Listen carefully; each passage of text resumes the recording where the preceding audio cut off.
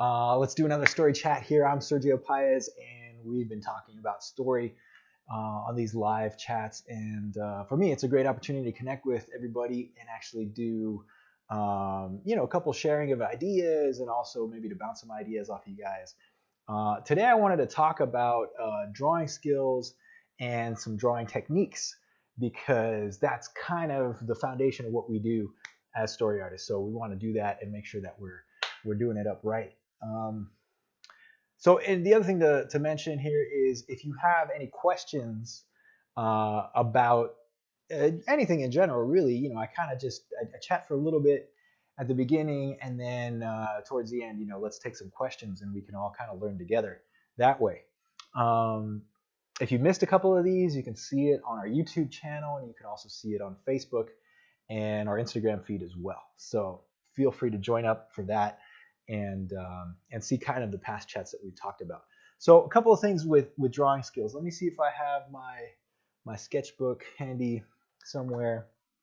Well, I have these up here. I can show you this. So let me talk a little bit about what you want to do when you're sketching and drawing skills. So let's start off with that. So the basic thing, I think we all know that we have to have really strong drawing skills, or at least you should know you got to have really strong drawing skills if you want to get into storyboards and start doing visual storytelling. Now, that doesn't mean necessarily that your finished drawings are that polished, and sometimes they might look simplified and not even that great, like sketchy. But it's the ideas that matter, and that's what really counts. So all of the prep that you do in learning perspective, drawing, anatomy, all those classic things, that's what's going to get you to drawing really well when you do your storyboard and simplifying things and getting there fast, okay? Now, the most basic thing that you can do, of course, is just get a sketchbook, pencil, and paper, and just draw that way. So you don't need anything fancy. You don't need any digital tools. Certainly, if you're getting into boards, you can use that stuff in tablets and iPads and all that kind of thing. But I just wanted to talk a little bit about the simplification of stuff. So I used to draw like in my sketchbooks and stuff. I used to like draw really big in these like really large sketchbooks, and it's all right. Like I guess I could show some of these things, but that this kind of becomes a little bit of a hassle to carry around because I don't know. I found it. It's not that big. I think it's 9 inches by 12 inches. And it's got a spiral bound here. It's got a hard cover. I got this one at Utrecht Art Store. The reason I like these is because of that hard cover. I can put it in a backpack. I could carry it with me in whatever bag that I have, and it won't. It's getting. You can kind of tell that the edge has gotten beaten up over the years. I started this one. I usually put the date at the beginning. Let me see if I did that on this. Did not. Okay, well, I can probably find out. This is probably from like 2016 or something like that. At any rate, the idea with this is that you want to make this convenient and handy to draw with, right? So if you're lugging this big giant portfolio everywhere, even this one, which is 9 by 12, yeah, it could fit in a backpack, but you want to be able to pull it out at any given time. So I would take this one when I know I'm going to go out sketching. Like I have a backpack full of stuff. I'm going to go to a coffee shop, and that's my goal, is to open this up and start drawing and taking notes or whatever. And so the size of it doesn't necessarily hinder what I'm trying to do. Okay, and that way you can do this quickly, and it's meant to do that kind of stuff. Look, I even do some color work in here. This is probably some gouache action. And I don't know, I'm just doodling and that kind of thing. So this is serving the purpose of just having ideas, and like I'll even take notes of like stuff that I want to be doing for story and that kind of thing. This one, like you can see with this, I'm doing like some figure studies, and that way that's why I have this kind of somewhat larger format sketchbook, right? So that's one thing to do. But now recently what I've been doing is this kind of stuff. I get these like small books. You can get this at storysupply.co. This was a gift that I got, and this is really cool. This is another gift actually from another good buddy, And this is a really small sketchbook, and I would carry this around in like my jacket pocket, and it was really handy because whenever I would go out to draw at like some kind of place where it was just like standing in line getting a coffee, or at a movie theater or whatever, wherever I am. Look, even some story notes here, they're really tiny, but like this would force me to, and even though there's some like, this is kind of funny because it's been years since I actually looked at these things, but the idea here is that you're taking this out and you're sketching with it, and you want to be drawing constantly, right? I say that a lot, but I mean it. So go buy one of these tiny little sketchbooks. Usually you want blank pages, and then get something convenient like just a simple pen. Like this is just a Pilot ink pen. Any pen will do. I did want to talk about that. So there's pen, and then you can also use like pencil, right? Now this is a mechanical pencil that I like to use. This is this one I'll do if I'm doing like some technical sketches, because the lead size here is 0.3 millimeters, which is pretty small, right? You can use 0.5 or 0.7. 0.7 I find is a little big for my taste. I usually stick to 0.5. This one, smaller one, is for detail work. And I'll use that graphite stuff. Now, the thing is, you want to do something that is quick and easy to carry around. So like a mechanical pencil, that's cool because it's got the lead in there that you can just start clicking away, and it's not going to break inside your backpack and stuff. It forces you to draw, and it forces you to actually do something with it, right? The other thing is carrying a pen. Usually it's one that you like. I love these guys. These are from Pilot, and it's just a precise rolling ball pen. It says extra fine. That means it's got a little, you can see the tip on there. I'll show you guys. Hopefully it's not going to get out of focus as I as I get closer to the camera. At any rate, the fact I'm talking about convenience. You want to make it convenient. Now you can bring your watercolor sketches, your watercolor sets with you as you're sketching. You can get a set of markers and stuff. But honestly, to me, with the busy day, and any time that I can find that quick moment to sketch is actually quite difficult. So I want to make it as easy on me as possible. So I grab my tiny sketchbook. Even look at this one, is a spiral bound one. This one has brown paper, which is kind of cool. You can do other things with it. Like I got like a Prismacolor. Like I usually have a white. This one's yellow, but that way you can go in there and you can start adding some tones to this. Like, let me see if I can find one that's got some tones in there as I'm chatting. So brown paper, white paper, whatever. The idea is that you're just drawing something, okay? And you want to make that. You want to just make it as easy as possible to be able to open this stuff and get to sketching. So I actually can't find any ones that I actually used some like white highlights on there. But if I find one, I'll let you guys know. So at any rate, it's just a matter of sketching and having fun with it. You can doodle and do whatever you want out of your imagination, drawing from life. It doesn't matter as long as you're drawing. So you just want to make it convenient, fast, and easy to do that stuff. Okay, that's why I recommend just getting an ink pen. You don't have to carry an eraser with you. You draw directly. So that's the other tip I wanted to say, is that as you're drawing this stuff, I prefer an ink pen that you can't erase, and you have to be direct. There's this concept of direct drawing. So a lot of times when you have a pencil, a graphite pencil, which could be something like this, even a Prisma pencil. I use this, which is the Prisma pencil is really good for shading. So I prefer actually the Prisma pencil sometimes to a graphite. So a couple of things with this Prismacolor. This is just a black Prismacolor pencil, right? It's the standard kind of sort of thick size, the PC935. You can get that, if I can get that in focus in there somewhere. Okay, the idea is this one is darker than graphite. You can get a nice rich black if you push really hard. And then if you hold it like this, like on a side, you can get a nice shading with it because you have a nice sharpened tip. The only thing is you carry around a little portable pencil sharpener that's like a really small thing that you can like go in there and sharpen it. I don't have it on my desk right now, but that's another thing that you carry in your sketchbook case, right? The reason I like this is that they don't smudge as much in your sketchbook. It smudges a little bit, but it's much less than graphite. sometimes if I do a graphite pencil, which is like the mechanical pencil and stuff, it will, like over the years, just because the paper will rub together, you open up the sketch and it's like all blurry. So this, with the Prisma pencil, it does less of that, which is great.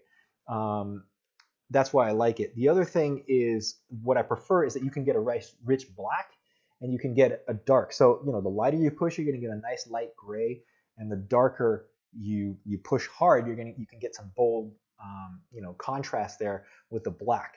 So that's one thing you also want to be working up to if you're using any kind of pencil type thing, is you want to work up your scale of grays, right? So all the way from like rich black, which is like 100% black, to let's say 0% light gray, which is, well, 0% would be white, right? The white of your page. If you go 50%, it's like halfway there. So you're 50% gray. Hopefully you're able to like slow, just lightly touch on your page, and you get that nice light touch. And when you need to, you push hard and you get that bold dark black.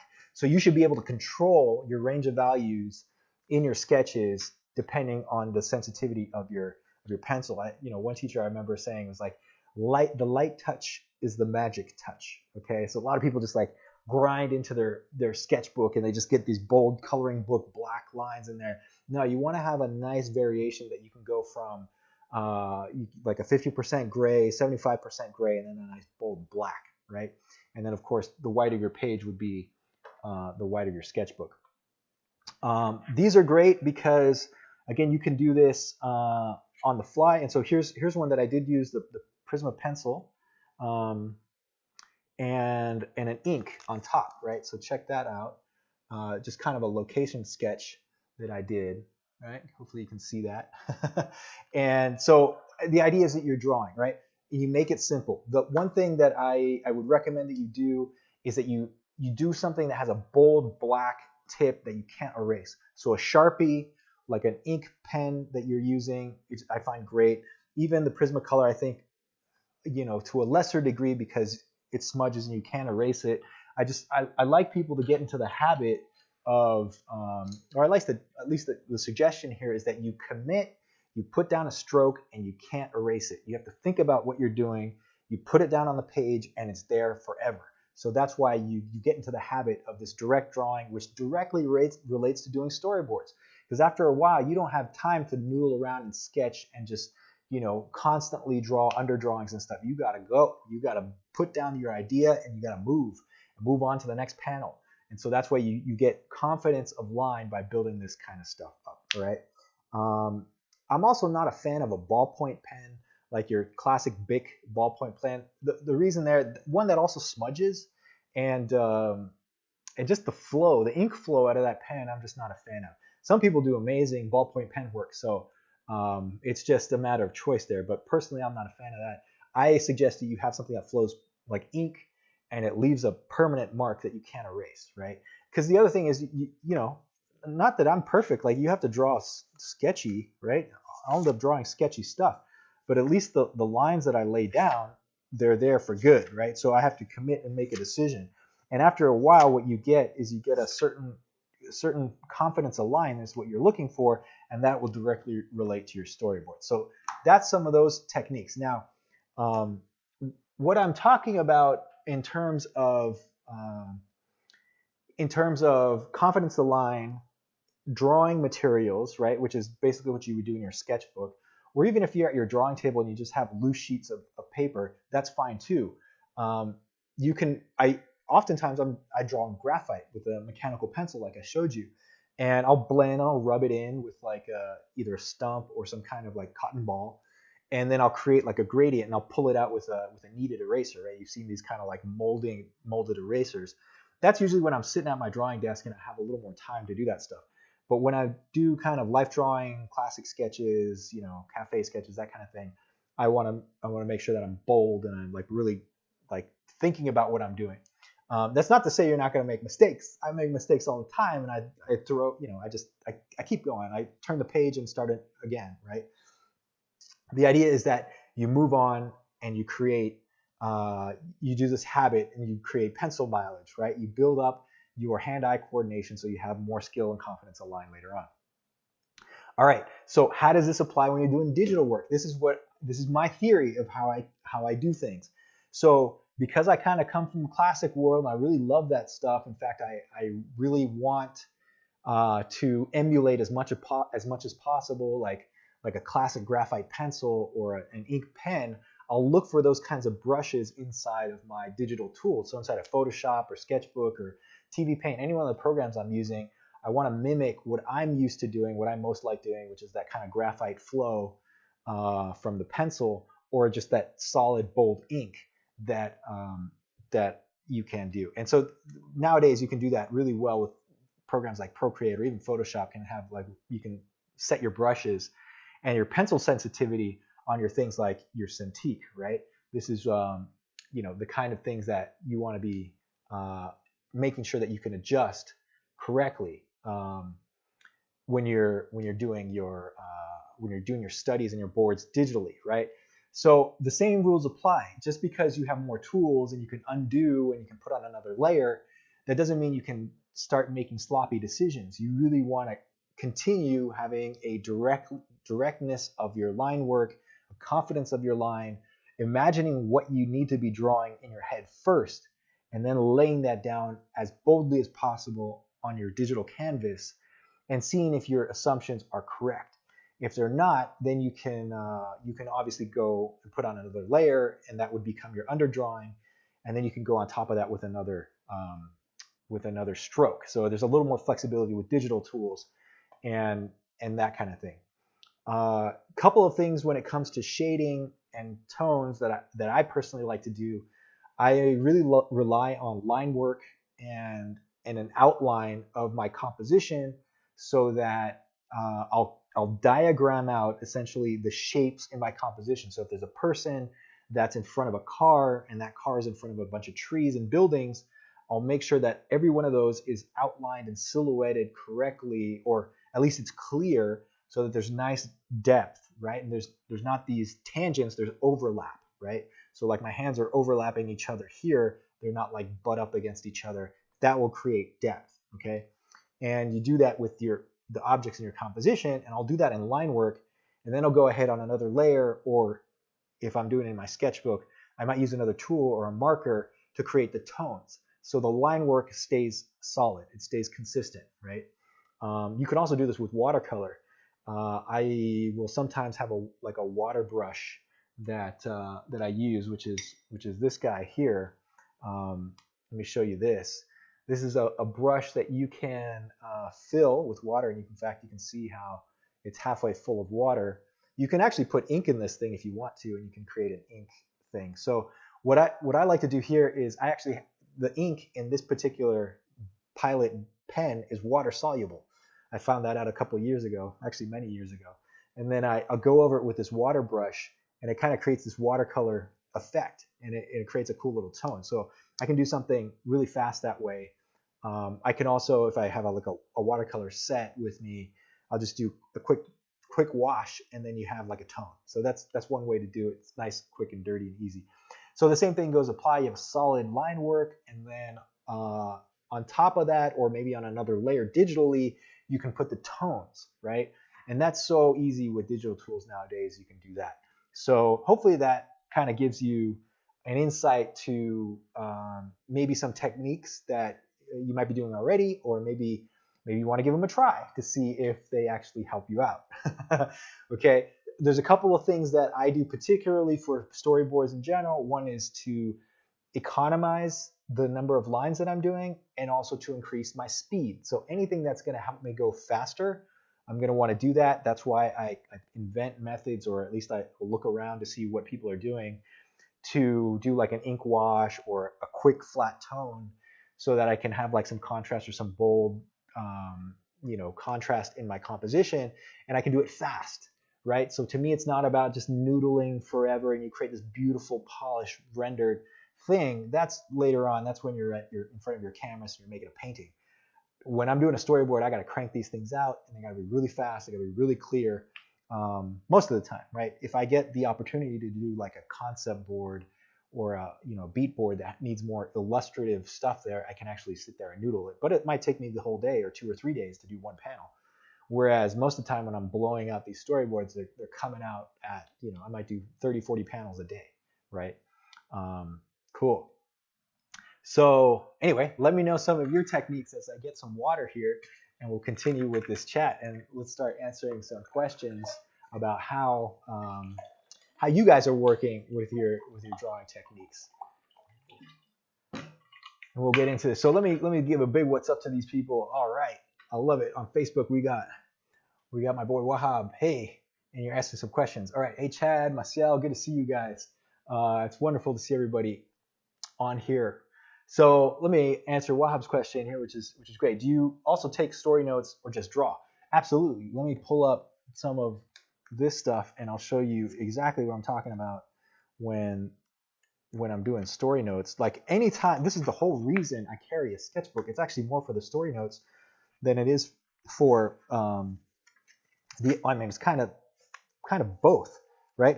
One is just sketching practice, but like you never know when inspiration is going to strike. So check this out. Like this is just all words, and I just wrote in there. In fact, I put what project I think it's for. I'm working on this project, Rochambeau project, right? Rock paper scissors, and I wrote a bunch of notes in there. So that I'm just coming up with ideas, whatever inspires me. Maybe I saw something that was really cool. Oh, I gotta write this down, right? Or maybe you're at a cafe, you see somebody do something really wild. Maybe they put their jacket on in a crazy way, right? So that's what you write that unique thing that you saw from life that inspires you. You put that down in story notes, and later on you go through your sketchbook. You can either transfer that to some digital format, or you could create you have a reminder of what you did there, right? Okay, so cool. Well, I hope you're doing well as well, Maciel. Thank you for the wonderful note there. Okay, so question here from Chad. Since it's so small, would you say that it's also advantageous because you can't do excessive detail, so you can focus on the gestures and the broad sketches? Actually, that's a really good comment. Yes, very true. Now you can, I've seen people in these tiny sketchbooks do just unbelievably detailed sketches, and that's cool. I think it's really inspiring, actually.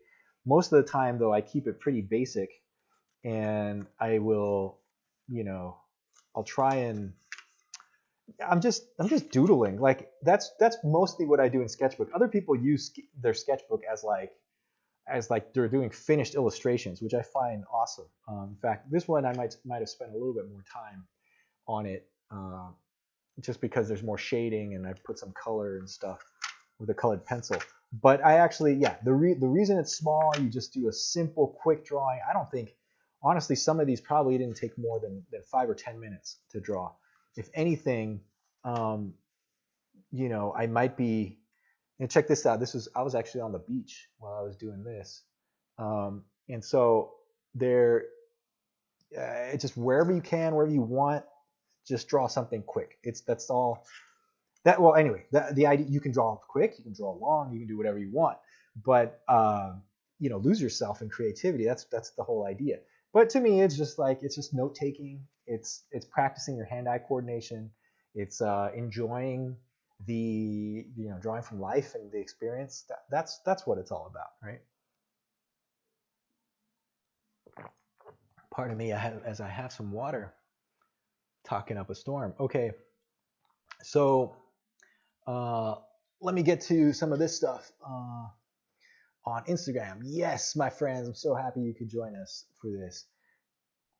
All right, so how many of you guys are actually doing what I'm talking about? Do you guys sketch? Do you have like your sketchbook? Is this like, maybe, is this news to you? Like, to me, this is the way I was brought up, essentially. And so, really, I'm awesome. Thanks for your comment here. Limited Song is, I'm glad you think this is beneficial because, like I said, this concept of sketching all the time was ingrained into our heads as young artists in art school, where we had a couple of key teachers, and that was actually part of the drill, right? Because I knew I wanted to get into animation, And what was required of animators and people going into animation was doing a lot of gesture work. And they wanted to see your sketchbook drawing. So then, of course, you're forced to carry around your sketchbook.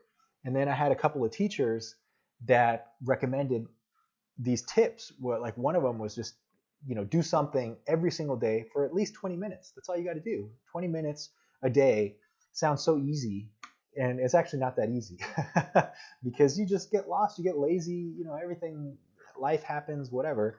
Um, so yeah, that's part of it. But it was the concept of that, like, you carry your sketchbook around, and every opportunity you have, you draw, you do something with it, no matter how awkward you might think that situation is. At the beginning, I was a lot more like gung ho about it, and a little more, Nazi, where I would pull out my sketchbook at dinner and with friends and stuff.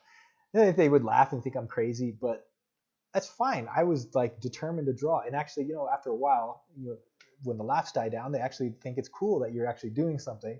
And it's just doodling. It's just that to get you in the habit of drawing as much as possible. And there's a couple of board artists that I saw that recommended you draw while you're watching TV. It's like a static exercise, but don't just sit there without your sketchbook. Yeah, you have to kind of watch and observe what you're watching, movies or TV or Netflix or whatever.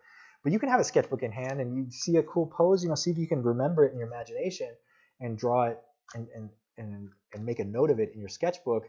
And it's just to keep your hand moving, right? That's all you want to be doing. So great, I love it. Victor here, or I'm sorry, Vicho Freddy, hopefully I'm pronouncing your name right. You're saying you're carrying a sketchbook around in your backpack for years. I love it.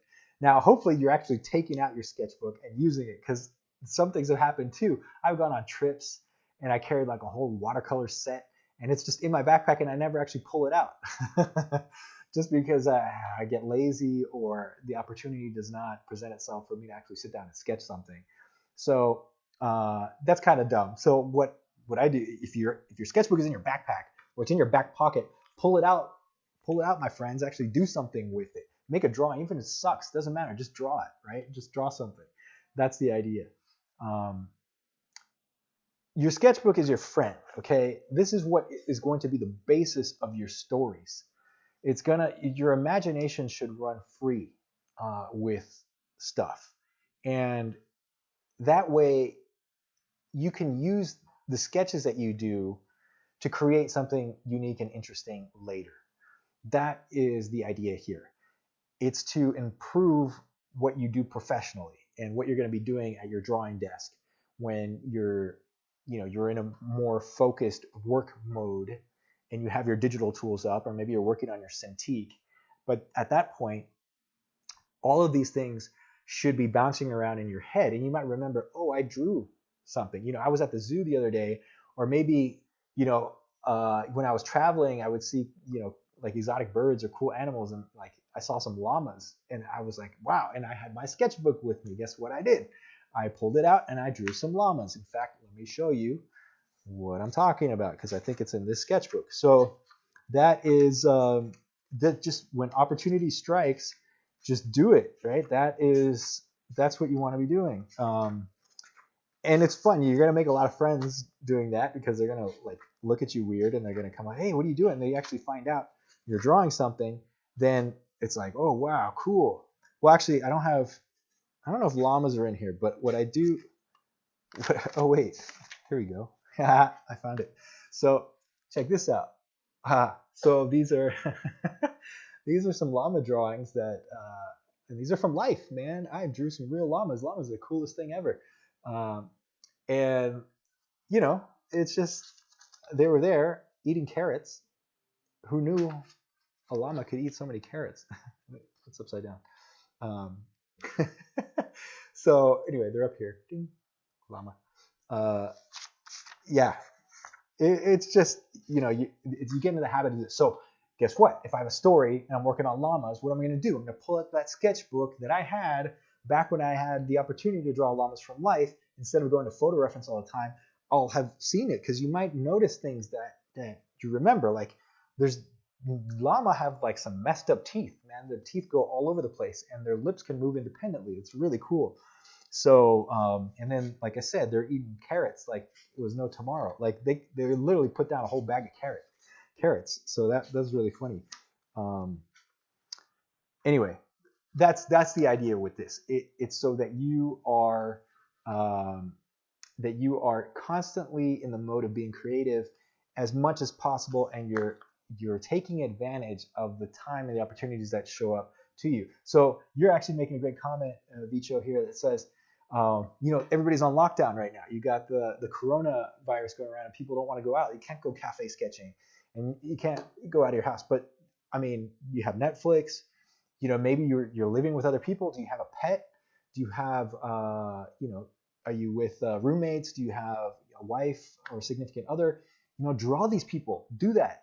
At the very least, you can pull up reference on your phone. There's so much amazing work on Instagram. I'm talking even photos, right? Other than artwork and stuff. Pinterest, and just do it. A Google search for whatever. So like I said, llamas, do a search for llama. You're going to come up with some really cool images, I'm sure. You're going to have no shortage of material to draw from. And drawing from photos is totally valid, right? That is a wonderful way to learn and sketch and improve, right? I don't just like to copy. Some people kind of will copy the photo. I'm more of I would use it as reference, and I'll change things, and I like to exaggerate and push. And so my proportions get a little weird when I start drawing from photos, but that's totally fine. That's the idea, is that you just get into the habit of learning from reference, from life, and drawing. Okay, so cool. Let me see if there's any more questions, and I think we'll probably take a few and call it.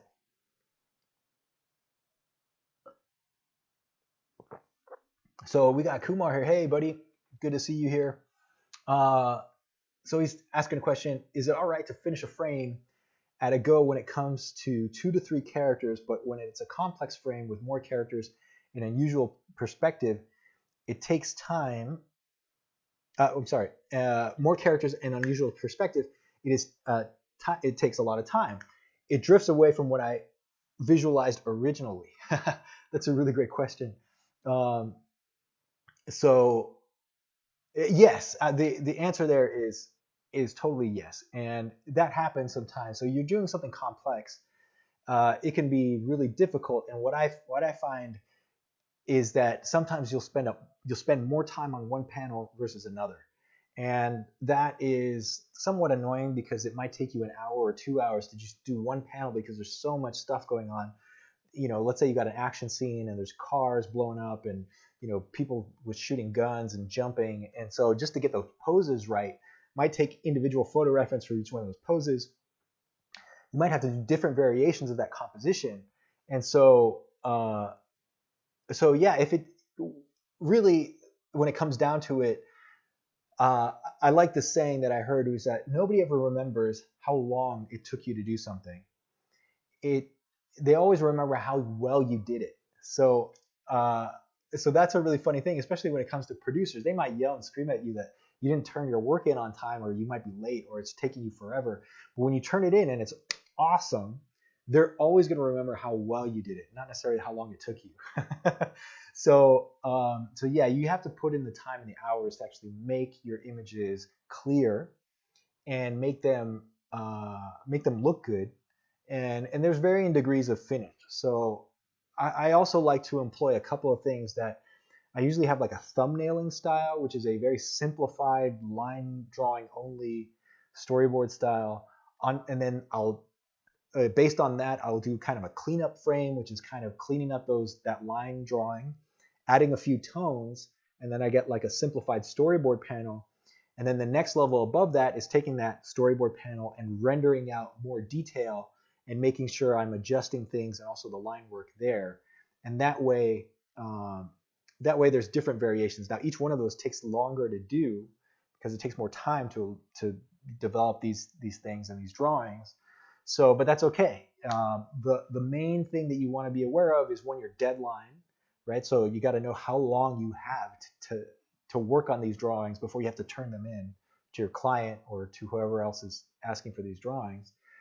And then you judge the amount of finish, the amount of polish that you're doing for your storyboards. That's the way I measure what I'm doing for the boards there. So hopefully that helps a little bit. And cool, we're getting a couple more questions here on Instagram. Excuse me. Hey, Distract, what's up, buddy? Let me answer your question here. What do you envision the end results mostly of when you finish a design of a character? So talking about character design, actually, that's kind of cool because I'm doing some of that right now. That's a really good question. It depends on what your end purpose for that character design is. And same thing goes with storyboards. It depends on what your end purpose for the storyboards is. That's why for a lot of storyboards, you can keep it loose and quick because the end purpose is simply an animatic or a still drawing that you're just going to show a client to get ideas, but you don't actually have to go any further. It's not a concept painting. It's not a full illustration. So when it comes to a character design, let's say you're doing something for animation, you have to describe the character. And also what I really like to do in a character design is describe the character's personality in the design. So it's not just about clothing and having like a robotic character just sitting there in like a T pose or just like a stiff standing pose. You actually want to give the character a personality and attitude. And that is also part of the design. So it comes with expression. Like if I'm sitting in a chair, am I leaning in with my elbow on the armrest, or am I leaning back and just kind of, that kind of thing. That attitude needs to come across in a character design, in addition to whatever design work you got to do for their outfit, their clothes, their costume. So that's kind of how I look at it. And then the amount of polish that you do for that depends on your final result. So again, I could go from line work that's just basic line quality, black and white with no shading, or I can go fully rendered that actually becomes a concept painting, right? And I'll bring those in. Usually I bring those in digitally. I don't. For professional work, it's rare that I actually paint something up anymore, even though I actually like to do that. But then you bring those digital tools in there because you can adjust the colors, and you can do a lot more. There's a lot more flexibility when you're doing digital tools, right? So hopefully that kind of points you in the right direction. You may not necessarily need to do a fully rendered character design with that's got light and shade for a character if the end purpose is like an animated TV show, right? What I do like to see, just personally, especially as when it comes to character designs, is to see the emotions and the range of expressions that a character has. So actually, that's one of the things I'm doing now is I'm designing up a character, but I'm actually going through and putting the character into different scenarios to show off what they do as a character, right? So what positions they're in, what kind of attitudes they have, if they're expressing something, like what kind of expressions, the eyebrows up, what mouth shapes, and that kind of thing will have in the character. That will inspire your animators, and that might even inspire actors who end up, becoming those characters, right? So that's how you do it. And same thing goes with boards, man. You can do boards that are incredibly polished, that are story illustrations, that are like fully rendered with full color, or you can just do a simple thumbnail sketch. The same thing goes. It's got to be clear. It's got to show the camera angle. It's got to tell the story point and describe what you're doing in that shot. And if it doesn't do those basic things, you probably have issues, right? In addition, you can go crazy with the actual camera lens and perspective and tilting things and foreground, middle ground, background. But the basic is just make it clear and make it serve the story point. That's what you want to be doing. All right, my friends. I think on that note, this is a good place to finish it. All right. Thanks for joining this. You can catch the replay on Facebook and our YouTube channel, and we'll see you soon. All right. See ya.